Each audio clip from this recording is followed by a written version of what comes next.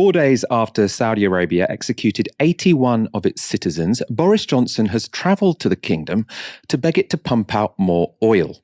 The timing of the trip relates to Russia's war in Ukraine, which has caused the price of oil to rocket. Johnson wants the Saudis to increase production to try and bring down those prices. But human rights concerns won't magically go away. As Johnson landed in Riyadh, Foreign Secretary Liz Truss was grilled by Sally Nugent on the BBC.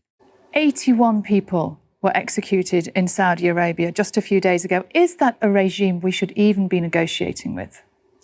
As I say, I don't condone the policies of Saudi Arabia, but we have to be clear that we are facing a serious threat, not just to European security, but to global security in Vladimir Putin and his appalling behaviour. And if we don't make sure that Vladimir Putin loses in Ukraine, the likelihood is that he will want to go further. We have to stop him at all costs. We have to work with all partners around the world.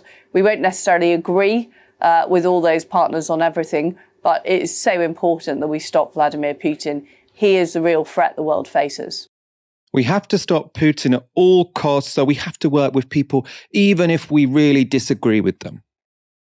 That's an incredibly dishonest argument. Why?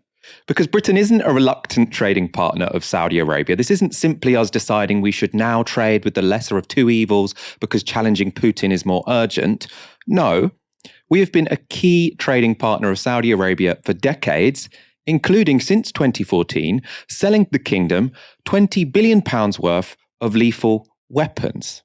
Since 2014, those arms have been used to target hospitals, schools, and food stocks in Yemen. They are exactly the type of war crimes Britain is now rightly condemning Putin for committing. This is not a reluctant relationship we have with Saudi Arabia. We are, up to our wrists in blood when it comes to this relationship.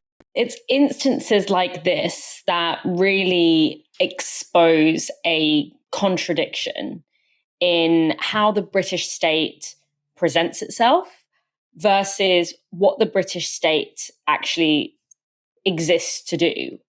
And this is sort of true of all Western states to an extent, which is that on the one hand, the West, and we've seen this play out a lot over the past few weeks, whereby the West sort of defines itself as the pinnacle of civilization, democracy, against a barbaric and inhumane East. It's democratic, it's caring, it's got the moral upper hand. It believes in the inalienable human rights of the individual.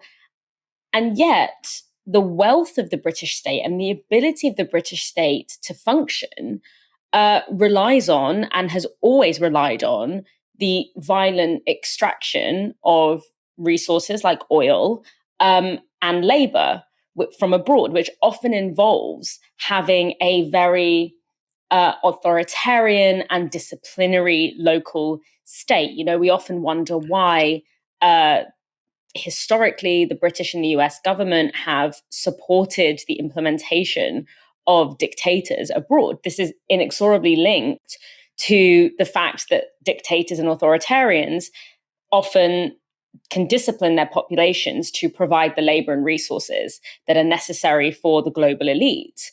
And so even though this violence is not necessarily directly done by the British state, it involves the deep complicity and connection between the British state and this violence. And this is why we are constantly finding ourselves mired in what feels like a contradiction, just like with, Liz Truss, with the examples of sanctions, etc., against certain regimes for human rights abuses, whilst you have the direct collaboration with other states that are definitely as, if not more, complicit in human rights violations.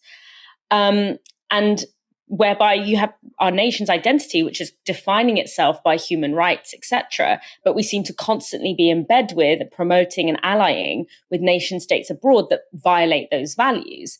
And it's because the state is wired to operate on that kind of outsourced violence, even if we don't get our hands dirty in that way, although I would argue that we do. And so that's why, as you outline, this idea that Britain is this kind of this relationship with Saudi Arabia is a novel relationship. It's sparked simply by an emergency situation that we're in, that Britain is a reluctant ally of Saudi Arabia.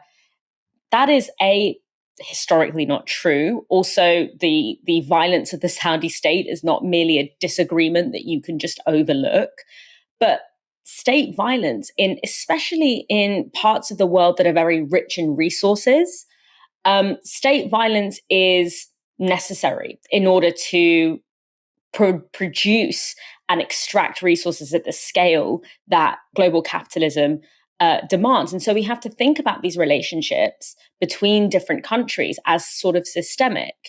And the deep embeddedness, the deep reliance of the British state on the wealth of the Gulf, which have notoriously abusive and undemocratic governments, that you can read much more about that in David Waring's Anglo-Arabia, which is a book that really goes into the kind of the history of that political formation. But, it's totally disingenuous for Liz Truss to be acting brand new here.